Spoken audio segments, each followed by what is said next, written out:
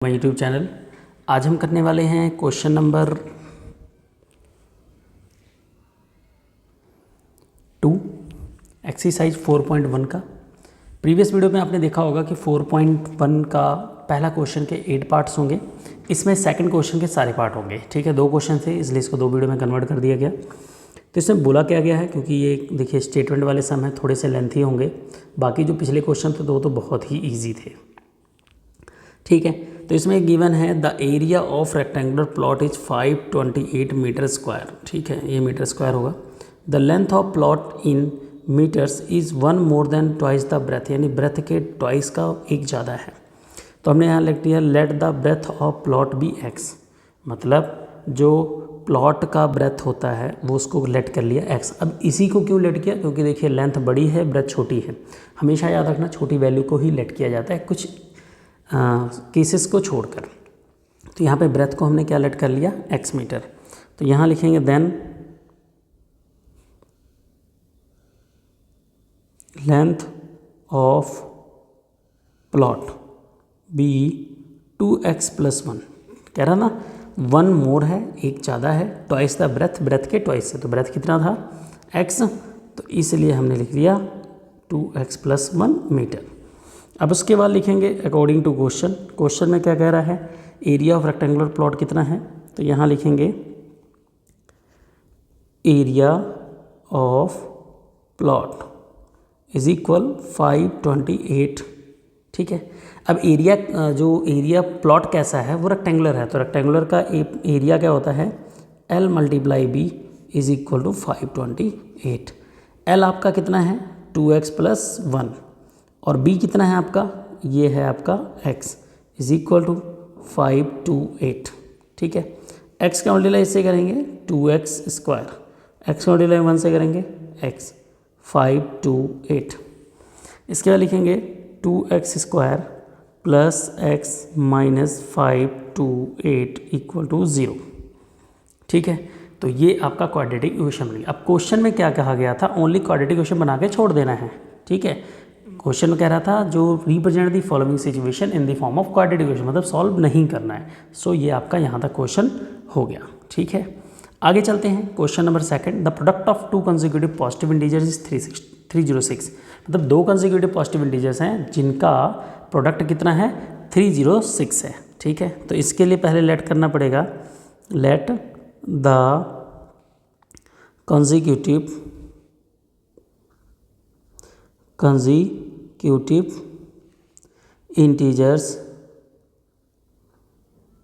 integers be x and x + 1। ठीक है, x and x + 1। Clear होगी बात। उसके बाद लिखेंगे यहाँ पे अकॉर्डिंग टू क्वेश्चन, इसका प्रोडक्ट दिया है, तो प्रोडक्ट मतलब first number multiply second number is equal to 306। X का मल्टीप्लाई एक्स से करेंगे हो जाएगा x², एक्स का मल्टीप्लाई 1 से करेंगे हो जाएगा x, ये हो जाएगा 306। इक्वेशन क्या बनेगी आपकी, इक्वेशन बनेगी x² + x - 306 = 0। ठीक है, क्लियर होगी बात। अब आगे चलते हैं, रोहन की मम्मी को बुलाते हैं भाई। Rohan's mother age 26 older than him. ठीक है, यानी रोहन की मम्मी रोहन से 26 ईयर्स ओल्डर, बड़ी है। ठीक है, रोहन तो भाई देखो उसका बेटा है तो बड़ा तो होगा नहीं अपनी माँ से। ठीक है, तो यहाँ लिखेंगे let the present age of Rohan is equal to x years. ठीक है, अब उसके बाद लिखेंगे present age of his mother. ठीक है, उसकी मदर की एज कितनी है, x + 26। क्लियर होगी बात, यहाँ तक क्लियर हो गया। अब आगे बढ़ते हैं, the product of their age in 3 years, यानी आज से 3 साल बाद जो एज होगी दोनों की, उसका प्रोडक्ट 360 है। तो कह रहा we would like to find the Rohan's present age, तो हमें फाइंड करना है प्रेजेंट एज। तो कैसे फाइंड करेंगे, ठीक है, अब यहाँ लिखेंगे आफ्टर 3 ईयर मतलब 3 साल के बाद, after 3 years, age of Rohan, age of Rohan कितना हो जाएगा x + 3। जैसे आप आज 10 साल के हैं तो 3 साल बाद आपकी एज बढ़ जाएगी ना, तो x + 3 हो जाएगी। अब ऐसा तो है नहीं कि रोहन बढ़ेगा तो उसकी मम्मी की एज नहीं बढ़ेगी, तो उसकी मदर की एज बढ़ेगी। तो यहाँ लिखेंगे एज ऑफ हिज मदर लिख लीजिए या ओनली मदर लिख लीजिए। तो ये हो जाएगा x + 26 + 3, ये हो जाएगा x + 29। ठीक है, क्लियर होगी यहाँ तक। अब इसके बाद लिखेंगे अकॉर्डिंग टू क्वेश्चन। इसके बाद क्या लिखेंगे, according to question.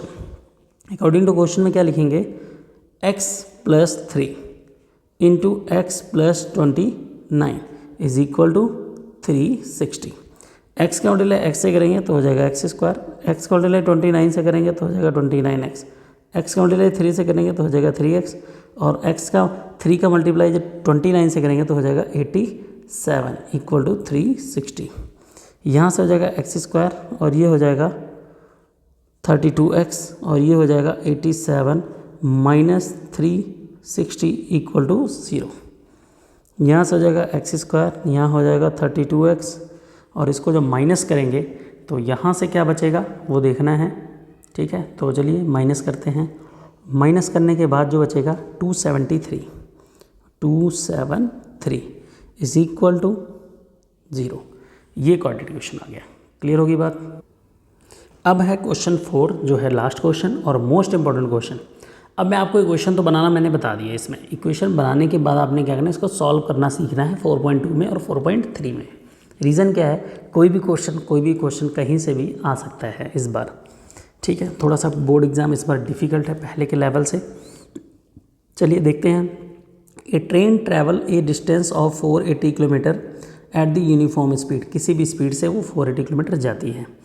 If their speed had been 8 kilometre less, अगर उसकी स्पीड को हम घटा देते हैं यानी लेस कर देते हैं, यानी पहले अगर 100 से जा रही थी तो हमने अब 92 कर दिया, तो कह रहा है then it would be take 3 hour more than cover the same distance. मतलब सेम डिस्टेंस को 3 कवर करने में ज़्यादा टाइम लगती है। कॉमन सी बात है कि आप बाइक से गए तो आपको स्पीड जितनी टाइम लगा होगा और पैदल जाएंगे उससे मान लीजिए 3 घंटे ज़्यादा लगेंगे।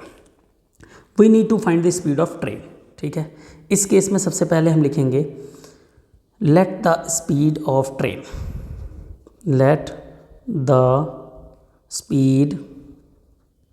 Speed of train is equal x kilometre per hour. ठीक है, अब उसके बाद लिखेंगे टाइम टेकन टू ट्रैवल। क्या लिखेंगे, time taken to travel 480 kilometre, T1 equal 480 upon में x। यानी पहले केस में जो उसकी यूनिफॉर्म स्पीड थी उसमें कितना टाइम लगा, तो हमने लेट कर लिया, इसको T1 लग गया। ठीक है, इसके बाद लिखेंगे नाउ स्पीड ऑफ ट्रेन, यानी अब ट्रेन की स्पीड को लेस कर दिया गया तो लिखेंगे x - 8 किलोमीटर पर आवर। ठीक है, अब लिखेंगे टाइम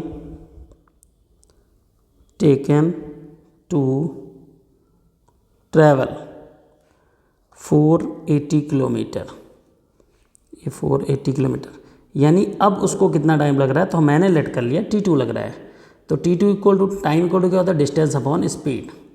ये हो गया आपका। ठीक है, अब क्वेश्चन ये कह रहा है जब दूसरे केस में उसकी स्पीड घटाई गई थी तो 3 घंटे ज़्यादा लगे थे। तो according to question T1 minus T2 में डिफरेंस कितने का है, 3 आवर का है। T1 की वैल्यू कितनी है, 480 अपॉन में x, T2 की वैल्यू 480 अपॉन में x minus 8 is equal to 3। यहाँ से 480 कॉमन लेंगे, ब्रैकेट में आएगा 1 upon x minus 1 upon x minus 8। ठीक है, क्लियर होगी बात। 3 हो गया, क्रॉस मल्टीप्लाई करेंगे 480 को, तो यहाँ x minus 8 minus x cross multiply किया यहाँ से। ठीक है, तो x माइनस 8 और माइनस एक्स आ गया। ठीक, इनकेस आपको यहाँ प्रॉब्लम है तो आप ऐसे लिख सकते हो x माइनस 8 माइनस 1 ब्रैकेट में x और अपॉन में x into x minus 8 is equal 3। ठीक है। अब इसके बाद लिखेंगे 480 और ये x ब्रैकेट ओपन करेंगे x माइनस 8 अपॉन एक्स और ये हो जाएगा x square minus 8x is equal to 3। ठीक है, x कैंसिल हो जाएगा, 480 मल्टीप्लाई 8, ठीक है, वो भी माइनस का, ठीक है, अपॉन में x square minus 8x is equal to 3। 3 से अगर इसको मैं कैंसिल करूं तो यहाँ आएगा 160, ठीक है, 160 मल्टीप्लाई माइनस 8 और यहाँ क्या आएगा 1, तो 1 ब्रैकेट में लिखेंगे क्रॉस मल्टीप्लाई करके 8x। यहाँ से लिखेंगे 1280 is equal x square minus 8x। अगर मैं क्या करूँ, x square minus 8x plus 1280, यहाँ क्या आएगा 0, ठीक, सभी को मैं राइट साइड ले गया। अब लेफ्ट साइड तो 0 लिखते नहीं है तो इसको मैं लिख सकता हूँ 8x plus 1280 equal to 0। I hope आपको वीडियो पसंद आई होगी, लाइक शेयर जरूर कीजिएगा और अपने वैल्यूएबल सजेशन जरूर दीजिए। इन केस किसी को कोई भी किसी भी टाइप की प्रॉब्लम है तो मुझे सीधा व्हाट्सअप कर सकता है। व्हाट्सअप नंबर हर पेज के लास्ट में देखिए, यहाँ पे सोशल मीडिया हैंडल आपको गिवन है, आप कहीं भी मेरे से कॉन्टैक्ट कर सकते हो। ठीक है, ये आपकी इच्छा है कि आप क्या यूज़ करते हो, वैसे व्हाट्सअप तो सारे यूज़ करते हैं। ठीक है, तो लाइक शेयर जरूर कीजिएगा और वैल्यूएबल कमेंट बॉक्स में अपने सजेशन जरूर दीजिएगा।